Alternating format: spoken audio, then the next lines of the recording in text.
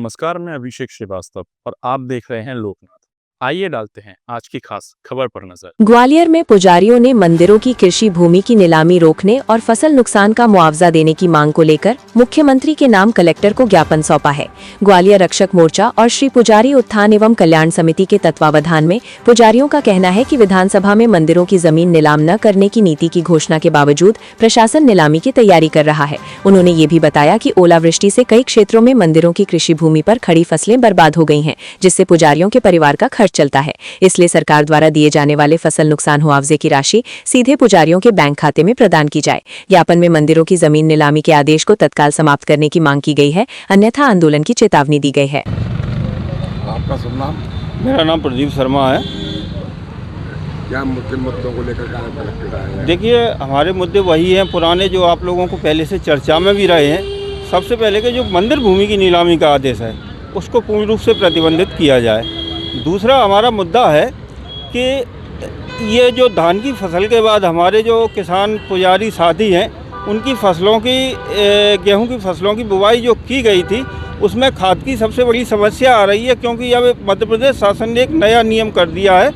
जो कोई पोर्टल से आईडी वगैरह का जो कार्यक्रम है, तो हमारी मंदिरों की भूमि की ना तो इनके द्वारा वो किसान आईडी बनाई गई है जिसको, और ना ही हमारे मंदिर के खातों का ई-KYC की जा रही है, जिससे हम सभी किसान भाइयों को खाद की समस्या के चलते बहुत ज़्यादा समस्या उत्पन्न हो रही है, जिससे हमारे खेतों में फसल में जो खड़े गेहूँ हैं उनमें बहुत ज़्यादा नुकसान हो रहा है।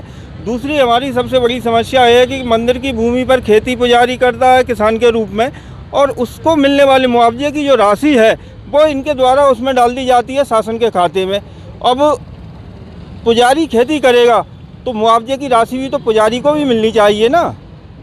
तो कहीं ना कहीं आपको ऐसा लगता है कि जो हम मेहनत कर रहे हैं उसका हमें परिणाम नहीं मिल रहा?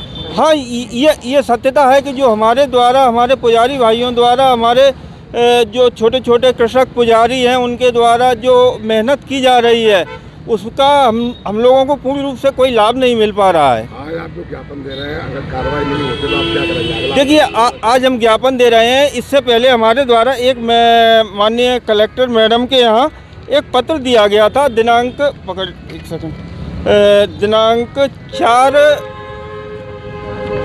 4/2/2026 में, जिसमें ये कहा गया था कि हम लोगों को नगद खाद की व्यवस्था करवाई जाए। लेकिन 4/2/2026 से आज दिनांक तक लगभग 1 महीना होने को आ रहा है। हमारे गेहूं में पानी लग चुका है, हमारी फसलें बर्बाद हो रही हैं, लेकिन इनके द्वारा आज तक मठों एवं मंदिरों के पुजारियों की जो भूमि है, जो देवताओं के भूस्वामित्व की भूमि है, उसके लिए इन्होंने कोई ठोस कदम नहीं उठाया। न आज दिनांक तक इन्होंने पुजारियों को खाद की कोई व्यवस्था उपलब्ध करवाई है। अगर ऐसी परिस्थिति में हमारी कोशिश ये है कि ये जो देखिए 2 मुद्दे हैं, नीलामी का मुद्दा ठीक है भोपाल का है, वहाँ भेजिए आप, लेकिन खाद और मुआवजा राशि ये तो कलेक्टर मैडम के हैंड में है ना। कहीं ना कहीं आप ये कहना चाह रहे हैं कि खाद समय पर ना मिलने के कारण हमें परेशानी और दिक्कत हो रही है? बिल्कुल बिल्कुल, यही सत्यता है। ऐसे ही वीडियोस को देखने के लिए आप लोकनाथ के YouTube चैनल को सब्सक्राइब करें। साथ ही लोकनाथ के अन्य सोशल मीडिया हैंडल्स जैसे कि फेसबुक और इंस्टाग्राम को भी आप फॉलो कर सकते हैं।